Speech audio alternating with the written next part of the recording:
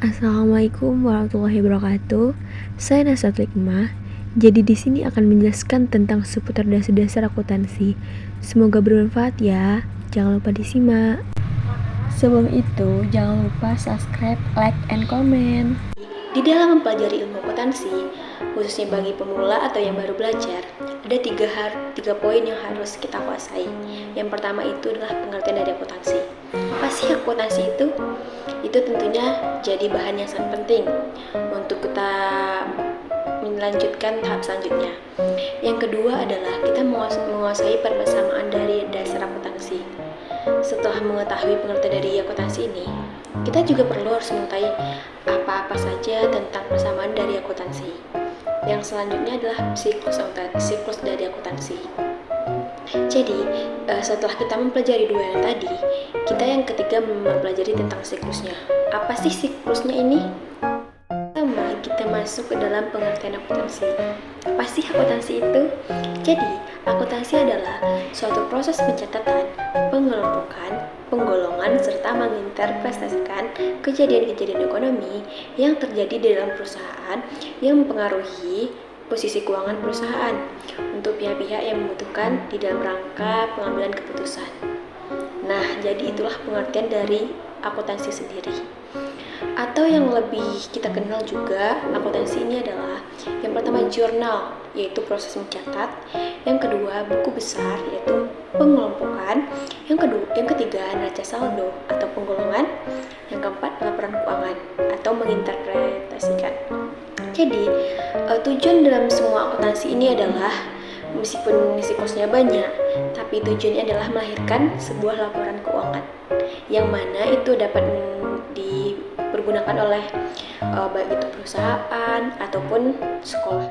Baiklah, kita masuki yang kedua, yaitu persamaan dari dasar akuntansi. Apa sih persamaan dasar akuntansi? Jadi, persamaan dari dasar akuntansi adalah harta sama dengan hutang ditambah modal. Akuntansi juga yang perlu kita ketahui serta kita hafal itu ada 6. Pertama, harta. Harta saldo normalnya adalah debit bertambah jadi debit berkurang jadi kredit. Yang kedua, hutang. Hutang saldo normalnya adalah kredit bertambah jadi kredit dan berkurang jadi debit. Yang ketiga, modal. Modal saldo normalnya adalah kredit bertambah jadi kredit dan berkurang jadi debit. Yang keempat, pendapatan. Pendapatan saldo normalnya adalah kredit bertambah jadi kredit dan berkurang menjadi debit. Yang kelima, beban.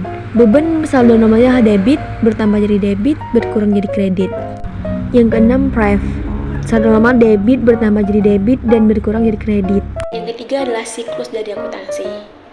Siklus dari akuntansi ini berjumlah 11. Yang pertama adalah transaksi, yaitu kejadian-kejadian yang terjadi di dalam perusahaan yang memiliki nilai unit moneter mempengaruhi posisi keuangan perusahaan. Yang kedua, jurnal, yaitu pencatatan awal yang dilakukan terhadap transaksi-transaksi yang terjadi untuk memisahkan posisi debit dan kreditnya. Yang ketiga, buku besar. Yang keempat, neraca saldo. Dan yang kelima, data penyesuaian. Data yang diberikan untuk menyesuaikan atau mencocokkan perkiraan tertentu yang ada di neraca saldo yang tidak sesuai dengan kondisi pada aset ini terhadap perkiraan tersebut. Yang keenam, jurnal penyesuaian. Yang ketujuh, neraca lajur. Dan yang kedelapan, laporan keuangan. Yang kesembilan, jurnal penutup. Yang kesepuluh, tutup dan buka perkiraan. Yang 11 itu NSTB, neraca saldo setelah tutup buku. Sebenarnya yang dipelajari itu cuma 5. Cuman yang saya lampirkan sekarang adalah agar kita mudah dalam mempelajari akuntansi serta memahami dari akuntansi tersebut.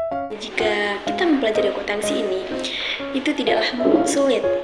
Hanya ada 2 perkiraan atau 2 posisi. Yang pertama, yang sebelah sini aktiva, sebelah ini pasiva. Sebelah ini kiri, sebelah ini kanan, dan sebelah ini debit, dan sebelah ini kredit.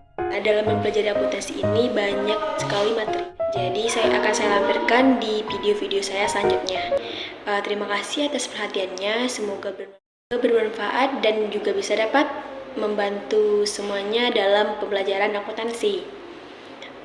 Mohon maaf jika ada kesalahan. Saya sudahi dengan Assalamualaikum warahmatullahi wabarakatuh. Bye.